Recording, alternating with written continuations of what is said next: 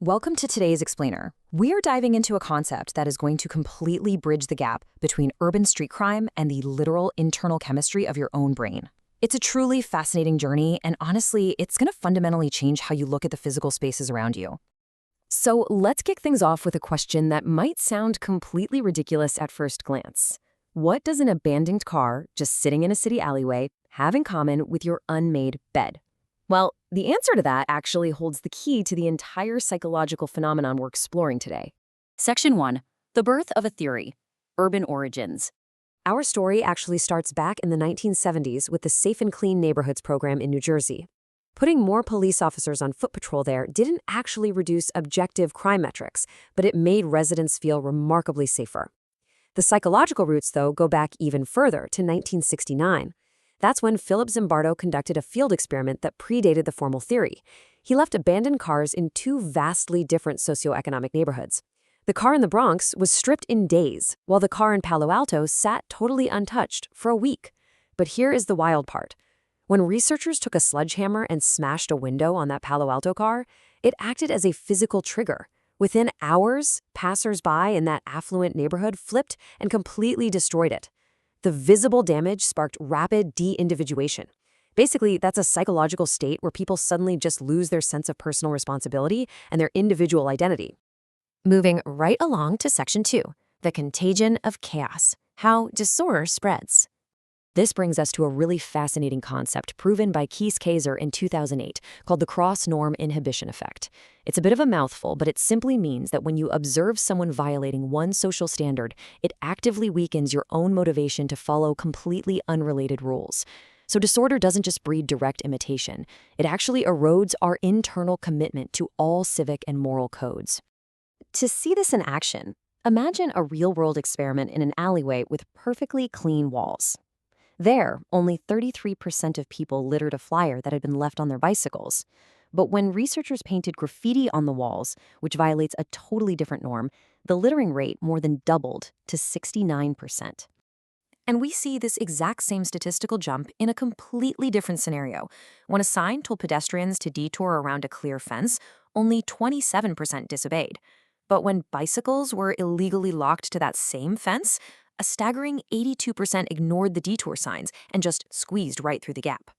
Okay, so we totally get how chaos spreads out in public spaces. But how does a literal broken window on a public street shift into our deeply personal, private lives? Think about your own workspaces and daily routines for a second. That brings us to Section 3, your brain on clutter, the personal pivot. Here's the absolutely crucial takeaway. Broken windows aren't just found in abandoned alleyways. They are your cluttered desks and repeatedly hit snooze buttons.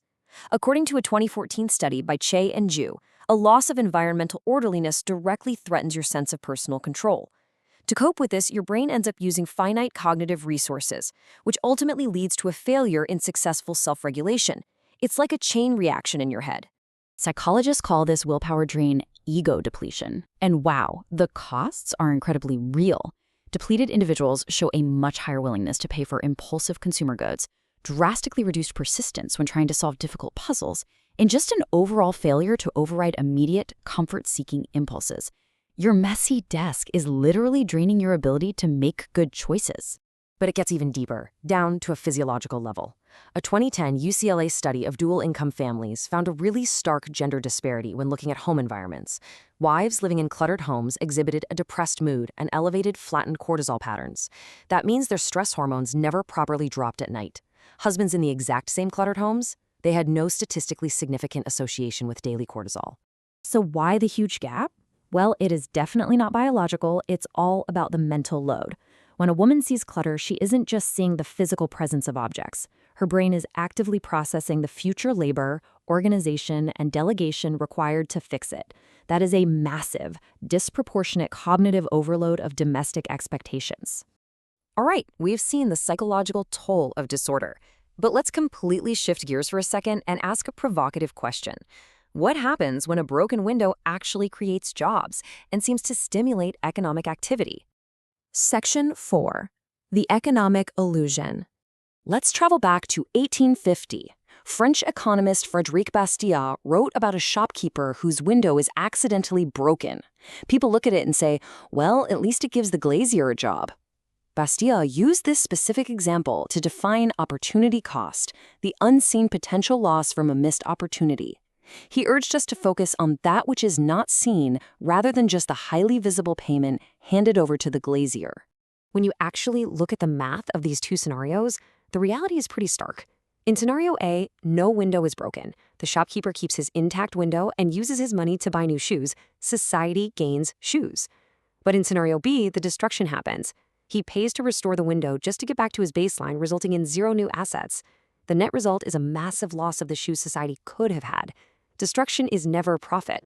The Austrian School of Economics takes this idea and runs with it, presenting a really powerful counterfactual. Without having to fix a broken window, the glazier's labor could have been used to build a brand new house. Society gains expansion, not just restorative maintenance. And this macroeconomic truth connects perfectly to your own personal goal setting.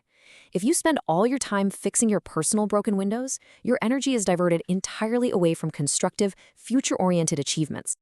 Which leads us to our final part, Section 5, Reclaiming Our Spaces, the Antidote. So what's the cure? For neighborhoods, it's something called collective efficacy. This is social cohesion combined with a shared willingness to intervene for the common good. When residents actively maintain their spaces, picking up litter, repairing actual broken windows, they are building the literal structural scaffolds for human trust and cooperation. Because this contagion, it affects literally every level of our lives. In your personal life, an unmade bed or a cluttered desk leads to a collapse of personal productivity. In the corporate world, messy shared drives and undocumented code lead to a culture of ineptitude and critical failures. It's the exact same behavioral decay, just happening in different environments, accelerating our digital and physical entropy. Okay, so how do we actually stop it? Here are some concrete strategies for environmental design to conserve your dopamine and protect against this contagion. First, adopt micro-tidying habits to constantly offload that mental effort. Second, establish dedicated, permanent homes for your physical objects so you never have to think about where they go. And finally, implement proactive, zero-tolerance organizational standards, like insisting on strict meeting agendas every single time. Even massive, progressive companies are getting in on this. They're treating employee health and minor lifestyle neglect as corporate broken windows that need immediate fixing. Take Canon Marketing Japan Group, for example. They proactively implement walking programs, sleep hygiene seminars, and even track daily vegetable intake. Why? Because fixing these small, personal windows prevents lifestyle neglect and directly optimizes overall corporate energy and productivity. We've traveled from vandalized cars in the 1970s to the cognitive load of a messy kitchen, all the way to the macroeconomics of a shattered shop window. They all teach us the exact same powerful lesson. Disorder is contagious, but thankfully, so is order. So I'll leave you with this one vital question to think about today. What broken window are you ignoring in your own life right now? Identify it, fix it, and you just might change your entire trajectory. Thanks for joining me for this explainer, and keep learning.